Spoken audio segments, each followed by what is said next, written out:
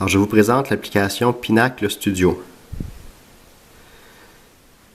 On pèse sur le plus pour commencer un projet. On peut lui donner un nom ou tout simplement l'appeler mon projet pour l'instant. Si c'est la première fois que nous ouvrons Pinacle, nous devons peut-être appuyer sur une option ici pour permettre à Pinacle d'accéder à tout ce qui se trouve sur notre pellicule. Les différentes options se trouvent à gauche. Alors, lorsqu'on nous sommes ici, alors ce sont les vidéos de notre pellicule que nous voyons. L'option qui est en dessous nous donne accès à toutes les photos qui se trouvent dans notre pellicule. Ensuite, ici, nous trouvons les musiques que nous avons dans notre iPad et nous reviendrons ensuite aux options qui se trouvent en dessous. Alors, disons que je veux insérer des images. Alors, je vais dans mes images. Je fais un double appui sur une image pour que l'image puisse s'insérer sur la table de montage. Alors, j'ai mis un magnifique zèbre et je vais mettre son ami, le lion. On remarque dans le bas que chacune des images dure pour 4 secondes. Si je veux augmenter ou réduire la durée de l'image, je n'ai qu'à appuyer dessus pour la sélectionner. Et en bas, je peux prendre la borne et je peux étirer l'image. Et maintenant, au lieu de la voir pour 4 secondes, je vois que l'image, je vais la voir pour 5,23 secondes. Maintenant, pour chacune des images, lorsque je pèse dessus pour la sélectionner, je peux venir dans le panoramique et zoom. Alors, si j'appuie sur cette fonction, ça me permet de mettre du mouvement sur des images qui sont fixes. Par exemple, je précise la position de départ.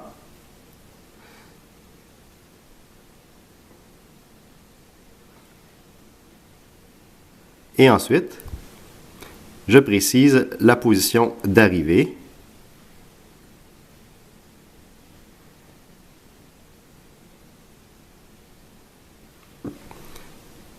Et lorsque nous faisons ces zooms sur les images, il est toujours très important, indispensable d'appuyer ici sur les petites roulettes pour faire que l'aperçu se fasse de façon lisse. Alors j'appuie dessus pour faire le rendu en cours. Si nous ne faisons pas cette opération, nous risquons d'avoir des problèmes dans notre montage. Et maintenant, si j'appuie sur le triangle, lecture ou play, je vais voir, je me place au bon endroit si je veux voir l'effet. Je pèse donc sur lecture et je vois qu'il y a un léger zoom sur le zèbre. C'est ce que j'ai déterminé, la position avant, de début et la position de fin. Maintenant, une autre option que j'ai, c'est l'éclair ici. Ça me permet d'insérer une transition entre deux images.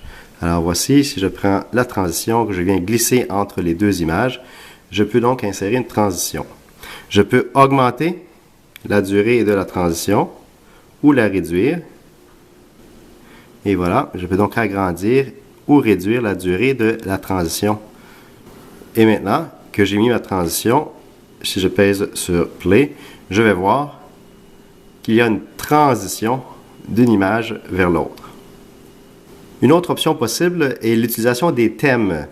Alors les thèmes, c'est l'option que j'ai en bas complètement. Alors j'ai plusieurs thèmes possibles. Alors disons que j'en prends un. À tout hasard, je prends celui-ci et je prends ce thème-ci. Je viens donc insérer un thème dans ma table de montage.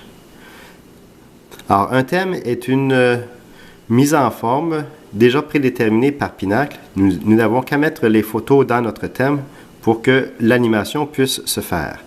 Alors, le thème que j'ai choisi a besoin de 4 images. Donc, je reviens dans mes images et je prends mon image et je le glisse sur mon thème. Et on va me demander dans quelle position je veux l'insérer. Disons que je mets en position 1. Maintenant, je dois prendre d'autres images que je glisse sur mon thème et que je place en position 2, 3 et 4, et ainsi de suite. Je vais remplir toutes les images nécessaires pour l'utilisation du thème.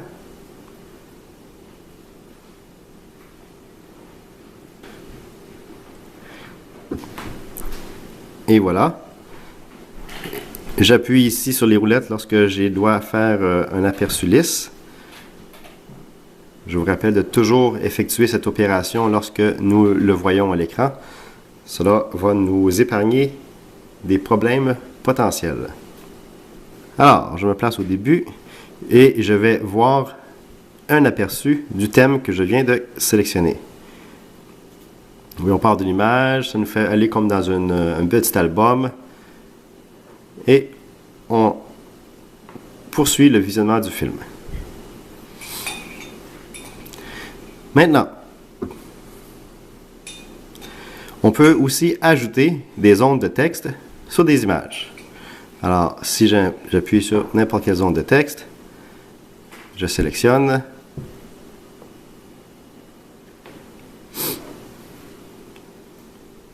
Je sélectionne la zone de texte que je glisse sur mon image et je veux l'incruster. Alors, disons que je veux écrire ici, alors je peux changer la police, la couleur, la taille. Alors, quel beau lion. Je veux augmenter un peu la taille. Je peux changer la couleur, évidemment. Bon, ici, vous pourrez laisser libre cours à votre créativité. On peut positionner le texte à l'endroit désiré. Et les roulettes apparaissent, donc on appuie ici pour avoir un aperçu lisse.